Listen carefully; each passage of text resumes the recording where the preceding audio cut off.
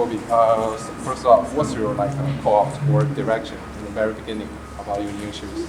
Well, the challenge was to try to continue to establish a relationship between the myriad of technologies, right, which is very hard to do. A lot of the technologies behave in isolation through technology, single technology. Right? So we wanted to try to merge these technologies. It's very hard. So we did that with the 10.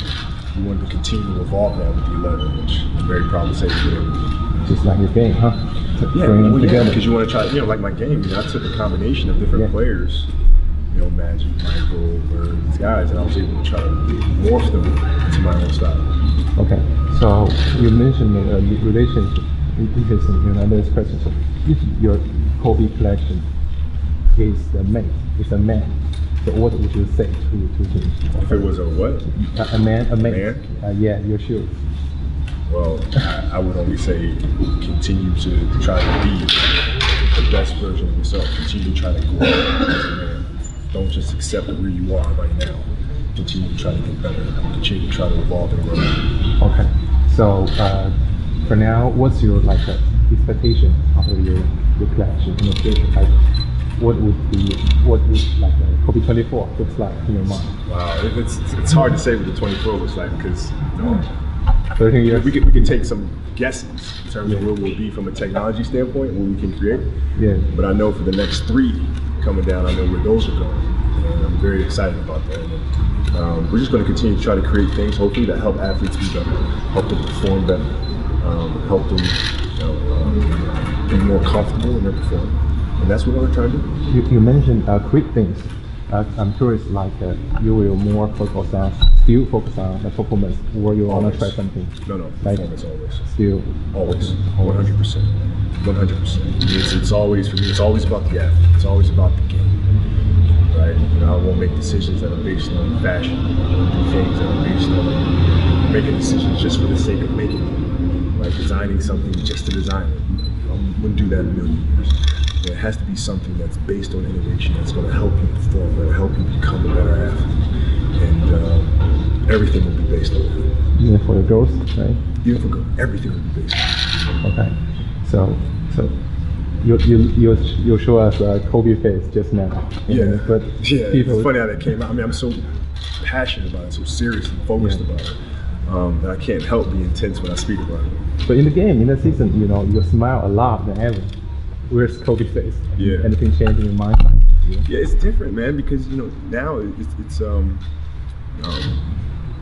as you get older, you start getting a broader perspective. Yeah. And if I would have had this perspective 10 years ago, I wouldn't have been the killer on the court that I was, right? Because when you're younger, you don't have that perspective. You know one thing and one thing only, and that's you got to win championships or you're a failure, right? And as you get older, you start understanding perspective. Yeah. And now where I sit now with the team that I have, the youth that we have, I find myself doing a lot more teaching, which has evolved me as a person and as a player. So, how about the Nets? What's your plan in the future? Kobe never stopped, so we are curious. Yeah, so we'll continue to create products that help athletes be at their absolute best.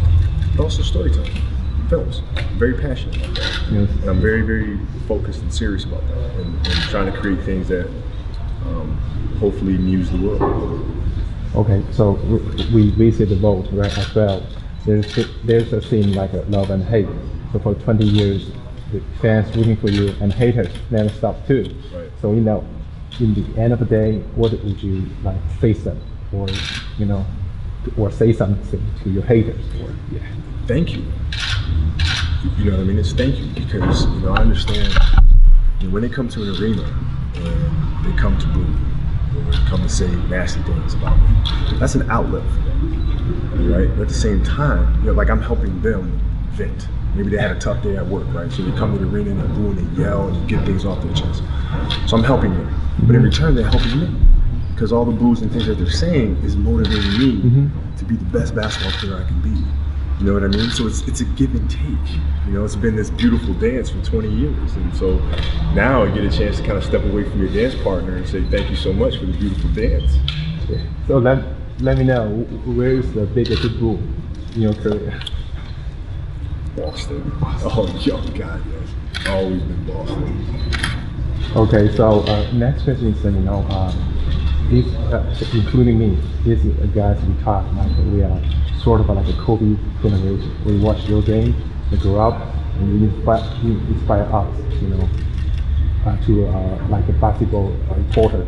So, what would you say to your generation, fans of your generation? I would say make sure whatever it is that you're doing, you continue to carry forward that message and carry forward that philosophy. Because what you have learned from me and what I've inspired in you means absolutely nothing if you don't inspire that to the next generation.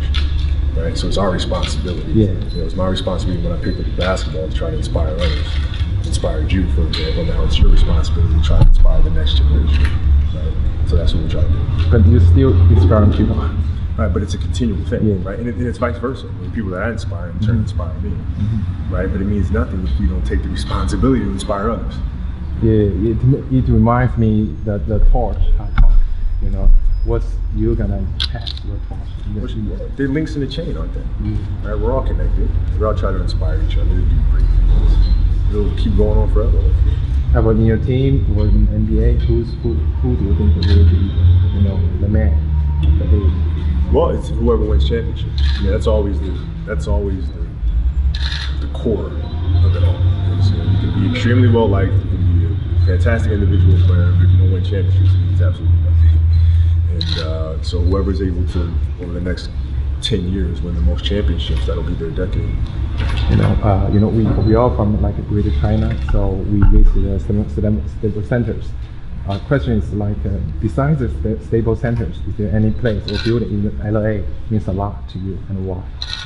The Great Western Forum. Because that's the building that I grew up watching.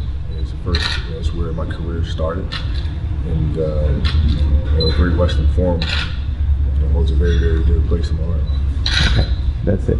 Yeah. So.